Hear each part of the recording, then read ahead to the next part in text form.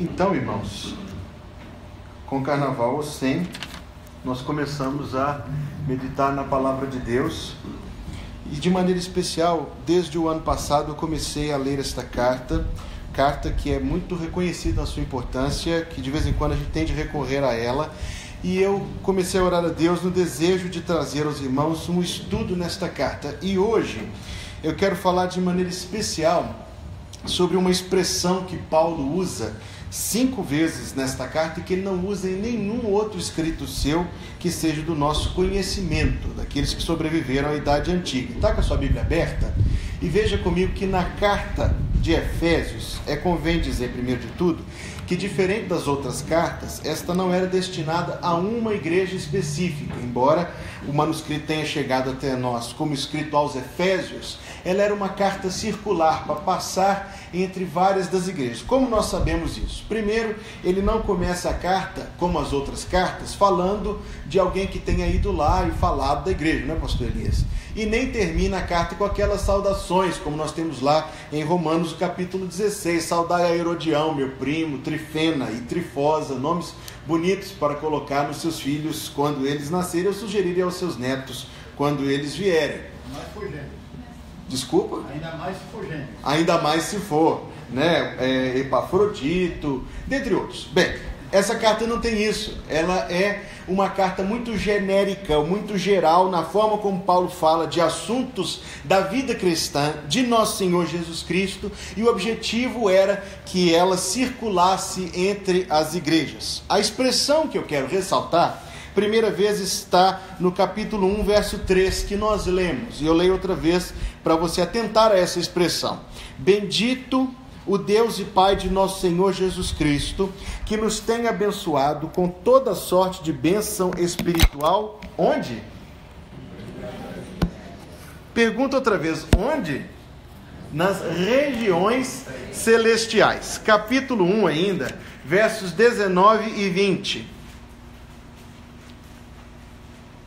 Qual a suprema grandeza do seu poder para com os que cremos, segundo a eficácia da força do seu poder, o qual Deus o Pai exerceu em Cristo, ressuscitando-o dentre os mortos e fazendo-o sentar à sua direita. Outra vez, onde? Nos lugares celestiais. Na primeira vez nós lemos nas regiões celestiais, na segunda nos lugares celestiais. É importante ressaltar que são a mesma coisa. Veja agora capítulo 2, versos 4 a 6. Mas Deus, sendo rico em misericórdia, por causa do grande amor com que nos amou, e estando nós mortos em nossos delitos, nos deu vida juntamente com Cristo, pela graça sois salvos, e juntamente com Cristo, nos ressuscitou a nós, e nos fez assentar, quer dizer que onde Cristo está, que está lá no verso 1, 19 e 20, agora volta aqui no capítulo 2, verso 6, é referente a nós também. E onde nós estamos? Nos lugares celestiais. Capítulo 3, verso 10. Para que, pela igreja, a multiforme sabedoria de Deus se torne conhecida agora dos principados e potestades nos lugares celestiais. E a última vez, lá no capítulo 6, verso 12. A nossa luta não é contra carne e sangue, e sim contra os principados e potestades, contra os dominadores deste mundo tenebroso, contra as forças espirituais do mal nas regiões celestes ou celestiais. Eu fiquei às voltas para entender o que essa expressão significa. Estudo daqui, lê um livro de lá. Tive a felicidade de encontrar com o pastor Bittencourt 2 domingos atrás, Natanael. E aí, no final do culto, o pastor Bittencourt, acho que poucos aqui se lembram de quem terá sido o pastor Bittencourt. O pastor Bittencourt foi o coordenador do trabalho batista no estado de Minas Gerais durante quase 30 anos, trabalhou, dobrou o número de igrejas batistas no estado de Minas Gerais, e hoje, aos seus 94 anos de idade, já doou toda a sua biblioteca para o seminário e faz a seguinte disciplina, que eu, quando eu aposentar, também vou seguir. De manhã ele lê o Antigo Testamento em hebraico, para manter o hebraico afiado. Almoça, tira um cochilinho, porque ninguém é de ferro, mas à tarde ele lê o Novo Testamento em grego, para manter o grego afiado. Encontro eu com o pastor Tancu e perguntei para ele assim: pastor, o que o irmão entende da expressão lugares celestiais? Ele não está ouvindo bem, mas conseguimos comunicar. E ele me respondeu de maneira muito parecida com o que eu tinha entendido. E eu vou, para explicar isso com clareza aos irmãos, usar uma ilustração. Levante a mão dentre os irmãos quem nunca esteve em Juiz de Fora, por favor. Na cidade de Juiz de Fora. Quem nunca esteve em Juiz de Fora? Obrigado. Quando for Juiz de Fora, coma pipoca com queijinho coalho que eles têm lá, é uma delícia. Dos que levantaram a mão, que nunca estiveram em Juiz de Fora, alguém aqui duvida que Juiz de Fora exista? Você já viu? Nunca viu. Mas você acredita que existe? Claro que existe. Fundada em 1850, 283 quilômetros de Belo Horizonte, tem um parque lá chamado Alfeld, é onde você vai comer essa pipoca quando lá for. A ideia que Paulo está falando de lugares é porque, embora a gente não conheça, a gente acredita que o lugar existe. Você nunca foi em Juiz de Fora, mas acredita que Juiz de Fora exista. São realidades concretas, inquestionáveis, mesmo que você não tenha ainda adentrado nelas. Quando Paulo fala de lugares celestiais, não é que Deus habita acima das nuvens e o diabo abaixo das pedras, mas que a realidade das coisas espirituais é concreta. Ficou claro? A segunda coisa importante é que coisas que são verdadeiras trazem impacto e fazem diferença. No dia 16 de março de 1990, alguns aqui se lembram, o presidente da República e o Ministério da Fazenda confiscaram o dinheiro que as pessoas tinham na poupança. Quem aqui se lembra disso? Eu não, eu tenho que baixar. Foi vítima, pastor Elias? Foi vítima também? Depois de muitos anos, eles pagaram uns trocadinhos aí para devolver, mas nunca que devolveu absolutamente nada. Agora, é interessante porque as pessoas estavam movidas pelo rendimento do dinheiro. Você deixava lá de noite e de manhã tinha muito mais do que você tinha depositado. Overnight era o nome disso. E as pessoas estavam lucrando. Muito bem. Se alguém te procurasse, pastor Elias, no dia 9 de março, uma semana antes, de 1990, e dissesse que o governo ia tirar o dinheiro, ia confiscar o dinheiro da poupança, o irmão acreditaria? Acreditou em mim. Não, você sabia, Isabel? A Isabel avisou? Eu não acredito. Eu estava aqui em Belo Horizonte, liguei para ele e falei, tinha dinheiro da poupança. E ele não acreditou. Não acreditou. Passou para a conta corrente. O gerente de comércio passa para a conta corrente. Piorou. Veja, irmãos, o preço da incredulidade. E é isso que eu quero falar para os irmãos. Quando coisas são apenas hipóteses, elas não fazem diferença nenhuma na vida da gente. Se alguém tivesse levantado uma conspiração e falado assim, o governo vai tirar o dinheiro da poupança, e ninguém ia acreditar. Mas se que tirar dinheiro da poupança? O dinheiro está rendendo, nós temos que deixar o dinheiro lá. Quando algo é apenas uma hipótese, quando algo é uma metáfora, vou falar em português bem claro, quando algo é uma historinha, não faz diferença nenhuma. Mas quando é verdade, que diferença brutal. Não é verdade, irmãos? Diz que o casal jovenzinho sentado na varanda da casa, o rapaz falava assim para a moça, meu amor, eu te amo tanto que eu morreria por você. E ela disse, você vive prometendo essas coisas, mas nunca cumpre.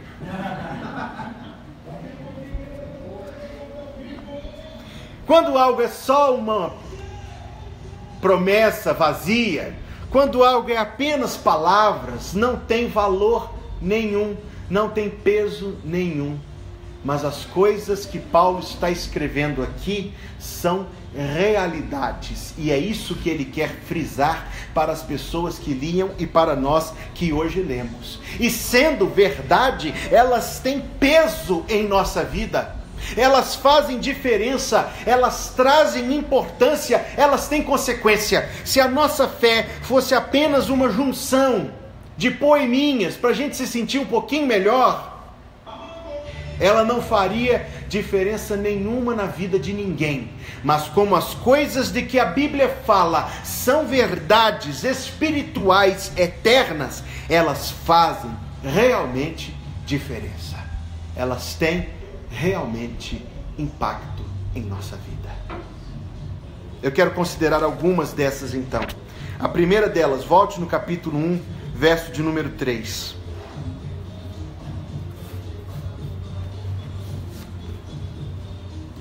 Bendito o Deus e Pai de nosso Senhor Jesus Cristo, que nos tem abençoado com o que, irmãos? Toda sorte de bênção espiritual nas regiões celestiais em Cristo. Paulo está começando a sua carta desejando frisar, salientar, chamar a atenção do povo de Deus para algo que eu quero que você escute com muita atenção nesta manhã. As bênçãos de Deus são reais. Vou dizer outra vez, as bênçãos de Deus são reais.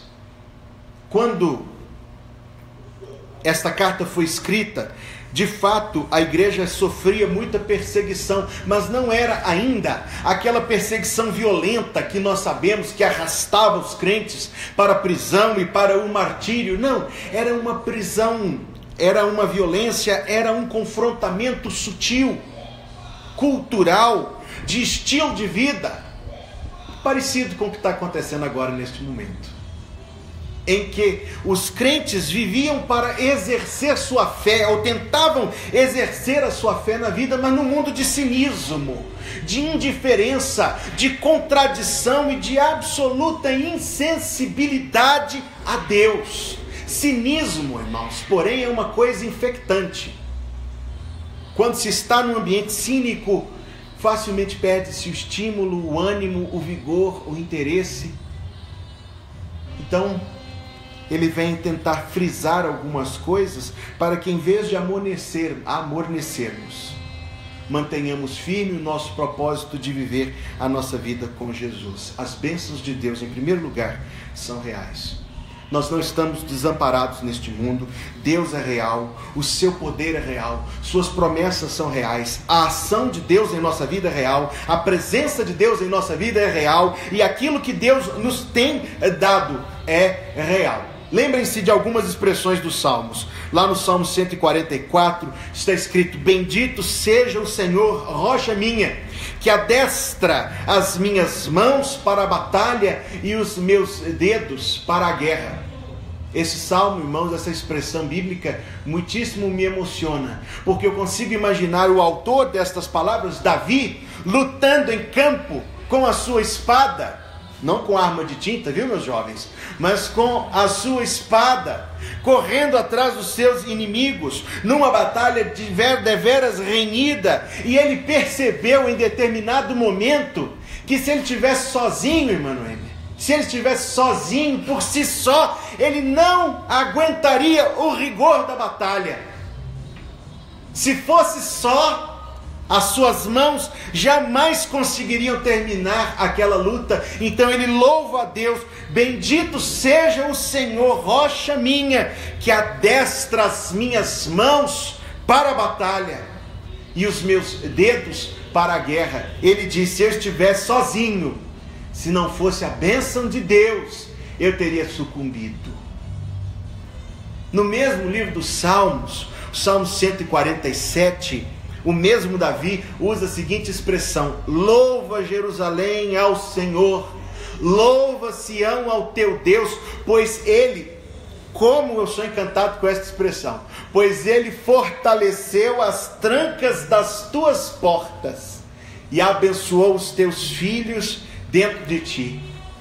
Numa batalha terrível, os inimigos batendo nas portas, suponhamos com troncos, tentando invadir a cidade com todo ímpeto, as travas das portas por si só se romperiam, mas sustentaram porque Deus a sustentou, porque Deus reforçou as trancas das tuas portas.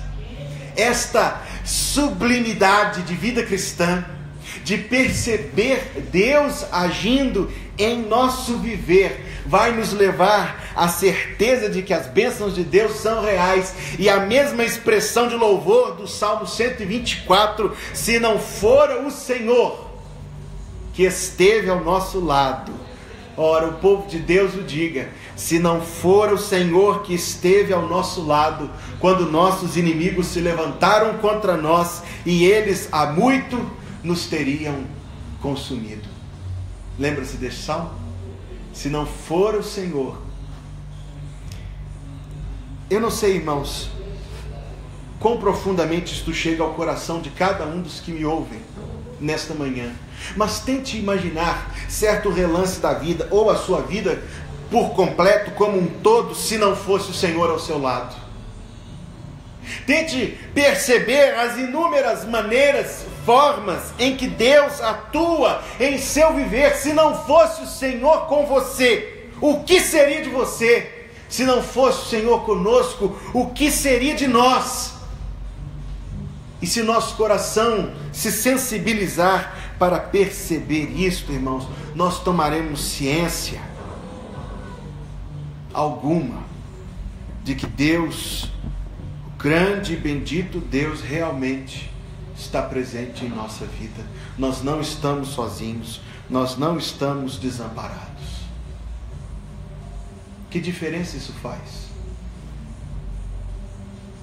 Toda a diferença.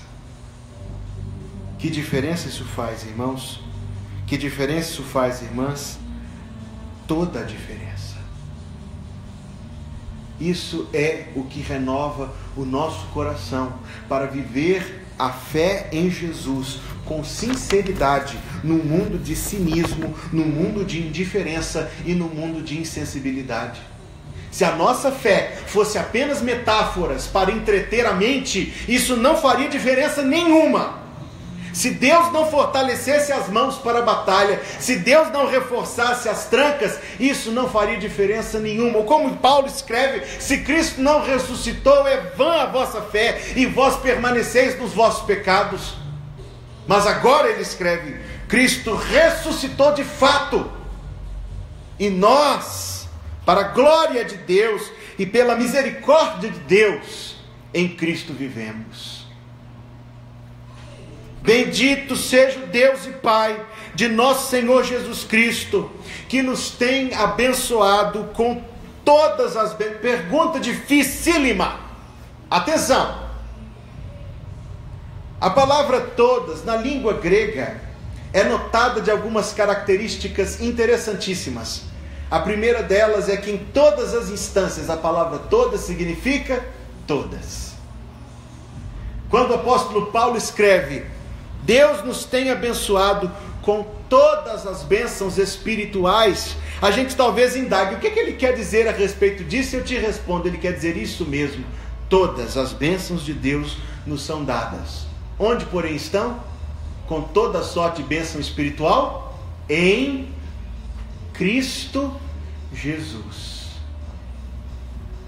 Todas as bênçãos que nós podemos precisar, o socorro para todo o trânsito do viver, direção para cada decisão que temos de tomar, coragem para enfrentar esta vida, alegria e ânimo, força e vigor, provisão e proteção, teto, vestimenta e alimento, todas as bênçãos estão em Cristo. Como nós a alcançamos? Indo a Cristo, recorrendo a Cristo em oração, agindo como Cristo nos instrui, prestando a Cristo obediência. Eu te asseguro, em nome de Jesus, que nenhuma bênção faltará sobre a sua vida. Se isso fosse apenas, irmãos, conversinha, não faria diferença nenhuma, mas como é verdade, faz toda a diferença. Seja qual for a necessidade do nosso coração,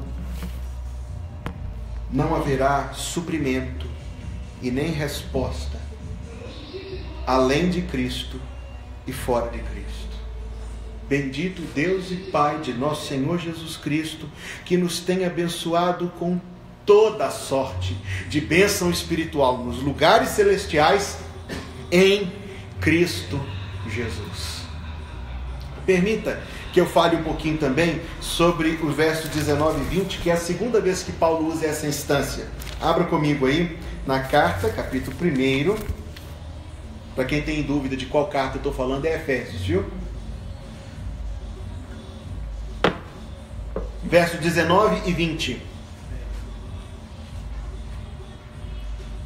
A suprema grandeza do seu poder para com os que cremos, segundo a eficácia da força do seu poder, poder que Deus o Pai exerceu em Cristo, ressuscitando-o e fazendo-o sentar à sua direita nos lugares celestiais. Sabe, irmãos, eu tenho, e eu acho que você também tem no meu coração, um sentimento de que por mais que eu ame Jesus Cristo, por mais que eu o adore e venere, e por mais que eu sinta a sua presença em minha vida, por mais que eu saiba quão amável e admirável Ele é, eu nunca, e você também nunca viu a sua face.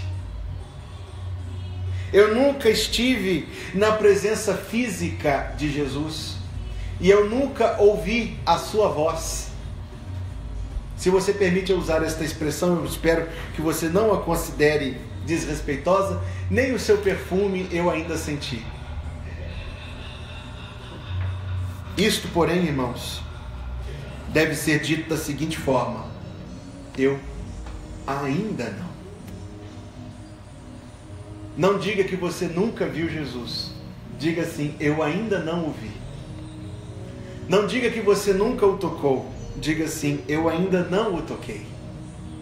Não diga que Ele está em algum lugar ou que Ele não está em nenhum lugar, porque Ele está num lugar certo. Ele está num lugar seguro. Ele está num lugar real. Ele está à direita de Deus, nos lugares celestiais. Jesus, irmãos, não é uma palavra que a gente usa para poder mover as nossas sensações. Nem Jesus é alguém do passado, uma espécie de Buda ou de Mohamed, que se fala o nome dele para manipular as pessoas. Jesus é alguém real, verdadeiro, que vive para sempre, que está exaltado à direita de Deus, e eu ainda não o vi. Mas a Bíblia me assegura que assim como Ele é, nós o veremos. Você nunca esteve com Donald Trump? Esteve? Ainda não, Gisele? Ainda não. Mas ninguém duvida que ele existe. Você nunca esteve... Aliás, eu tenho uma amiga, Ruth Silveira, e por falar em Juiz de Fora, a última vez que eu estive em Juiz de Fora foi com ela. A princesa Isabel, chamada a Redentora, tinha uma casa em Juiz de Fora, onde ela ia passar com o seu marido, o Conde D, os invernos mais agradáveis em Juiz de Fora. Então, passando um dia por aquela casa, saindo de Juiz de Fora, a irmã Ruth, minha amiga, disse o seguinte: olha, eu acredito que a princesa Isabel existiu de verdade, porque a casa dela está aí, as roupas dela está aí, o pente dela está aí, a penteadeira dela, a cama dela, a xícara dela, está tudo aí. Aí ela disse, fez essa consideração e arrematou: eu acredito que ela existiu de verdade. Fato é que a princesa Isabel existiu e morreu, e ela também faz, talvez hoje, pouca diferença na sociedade. Acredito que na vida de alguém aqui, pouca ou nenhuma. Mas saber que Jesus Cristo está vivo, irmãos. Saber que nosso Senhor está vivo. Saber que este Jesus a quem amamos, este Jesus para quem nós cantamos, saber que este Jesus em cujo nome nós oramos a Deus, está de fato vivo para sempre, exaltado à destra de Deus. Isso faz toda a diferença, atiça a esperança no nosso coração, coloca em nós um desejo sublime e altaneiro de transpor as limitações desta existência para podermos estar com Ele, e aí sim ver o seu rosto, aí sim tocá-lo e ser por Ele tocados e ouvir a sua voz. Paulo, arrebatado por este sentimento cristão, disse: eu prefiro partir, não porque ele estivesse com desejo de morrer, eu prefiro partir e estar com Cristo. O que ele diz, e eu também digo, é muito melhor. Vede quão grande amor nos tem concedido o Pai, a ponto de sermos chamados filhos de Deus, e de fato o somos. Amados, agora somos filhos de Deus, e ainda não se manifestou o que haveremos de ser, mas sabemos que seremos como Ele é, pois assim como Ele é, nós o veremos. A essência da vida cristã, a essência da nossa fé, é que nosso Jesus bendito morreu por nós, mas ressuscitou por nós e vive, e porque Ele vive, posso crer no amanhã. Porque Ele vive, temor não há. Eu sei que é dele o meu futuro, e a vida vale a pena. Cristo vivo está. A Bíblia, irmãos, este livro precioso, não é uma injunção de poeminhas de 2 ou 3 mil anos de idade, mas é um compêndio de fatos sobrenaturais que registram a atuação de Deus no mundo. Fatos que fazem uma enorme diferença em nossa vida. Apenas mais uma consideração esta manhã. Carta ainda, o capítulo 2, versos 4 a 6. Mas Deus, que é riquíssimo em misericórdia, pelo seu muito amor com que nos amou, estando nós ainda mortos em nossas ofensas, nos vivificou juntamente com Cristo. Pela graça sois salvos. E nos ressuscitou juntamente com Ele, e nos fez assentar nos lugares celestiais em Cristo Jesus.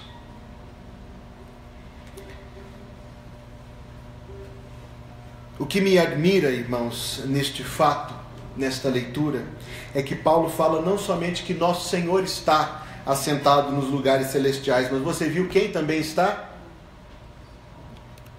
Quem também está? Vou ler outra vez. Deus nos vivificou juntamente com Cristo, nos ressuscitou juntamente com Ele e nos fez assentar nos lugares celestiais em Cristo Jesus. Não é somente Jesus que está sentado nos lugares celestiais. Quem também está? Diga assim: eu também, você também, nós também. Irmãos, nós estamos unidos a Cristo de uma forma tão sublime. Nós estamos unidos a Cristo de uma forma tão maravilhosa. Nós estamos unidos a Cristo de uma forma tão verdadeira e profunda, que Paulo usa algumas analogias nessa carta. Ele fala que Cristo é o cabeça e nós somos o corpo. Não se separa o corpo da cabeça, não se separa a cabeça do corpo. Paulo chega a usar da analogia de um noivado. Uma analogia tão doce e tão delicada ao falar da relação entre Jesus e seu povo. Já preguei sobre esta expressão do noivado aqui.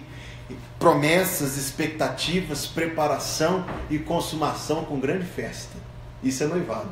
Promessas, expectativa, preparação e consumação, quase sempre com festa.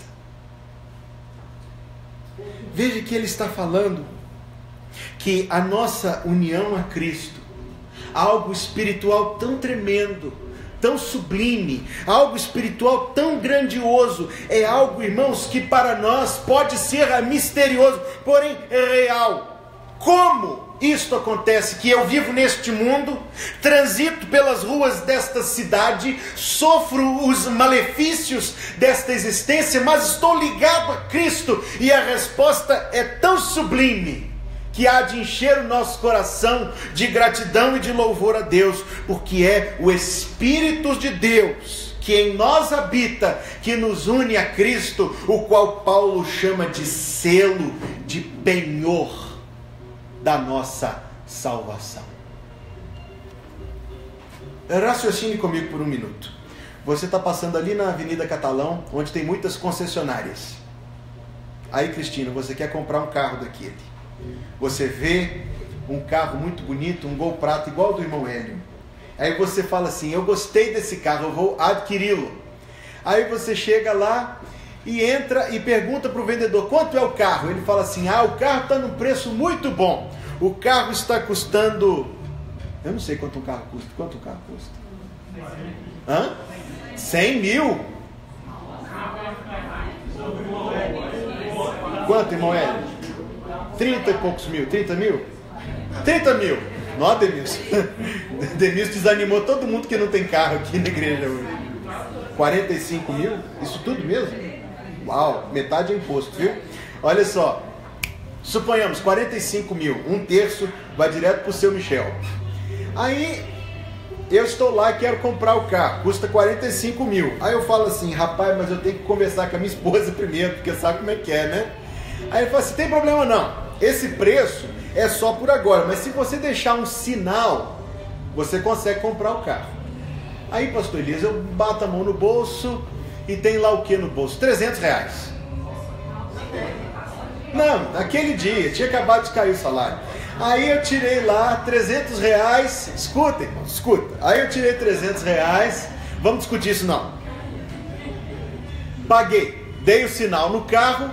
Fui lá em casa conversar com a minha esposa. Falei assim: minha querida esposa, eu achei um carro, um Gol lindo, a 30 mil reais.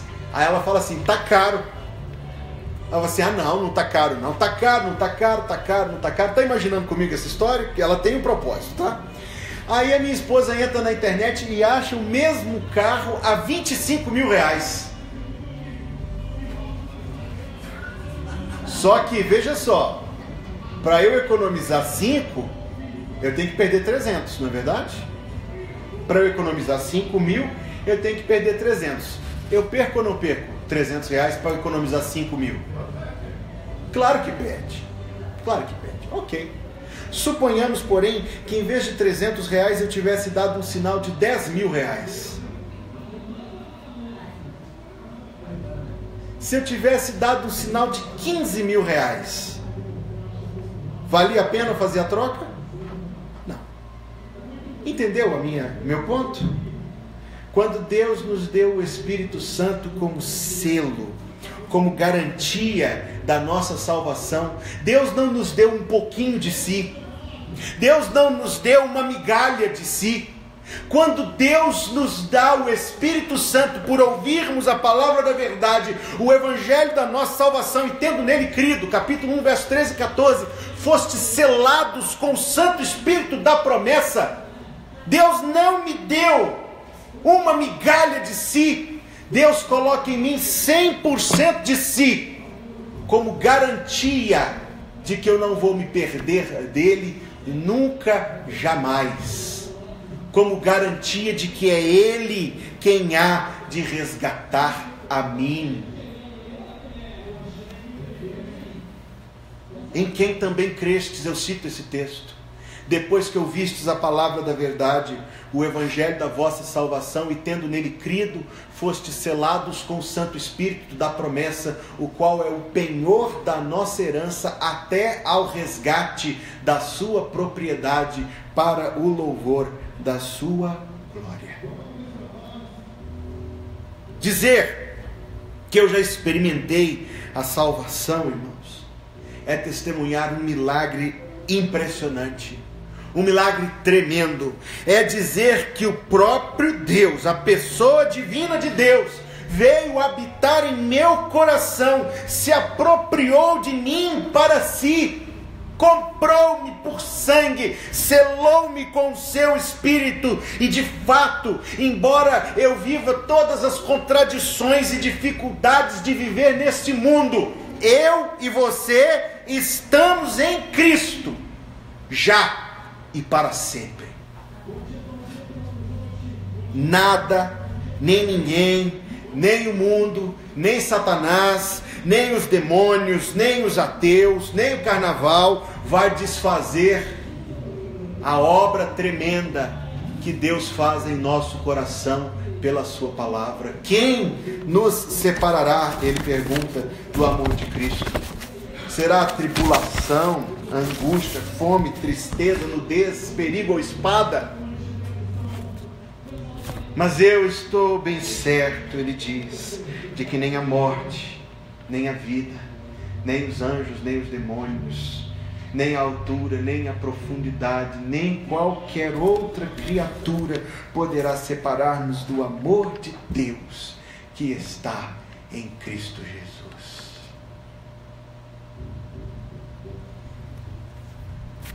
O tempo me impõe encerrar.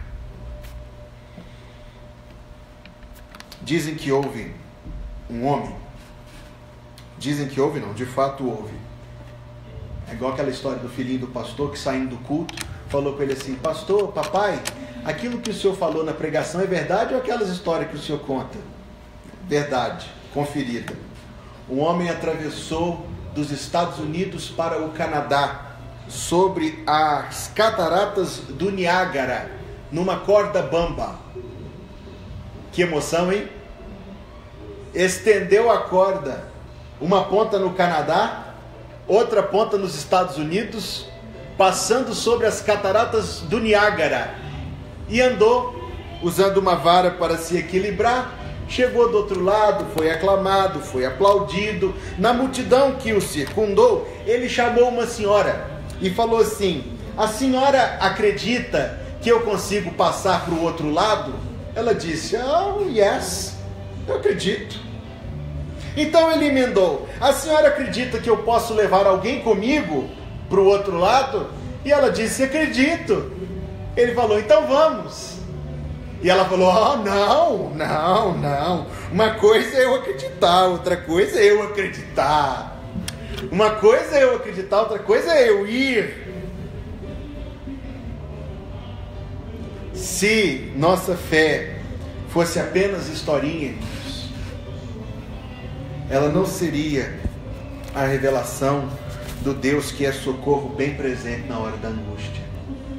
Se a nossa fé fosse apenas terapia psicológica, ela não teria valor eterno. Mas sabe o que eu quero dizer para você na manhã de hoje? É tudo verdade. É tudo verdade. E por ser verdade, faz uma enorme diferença em nossa vida. Ó, creiamos no que Deus nos prometeu, pois jamais desonrará o nome seu. Ele cumprirá promessas que nos deu. Jesus Cristo, a fé contemplará. Amém.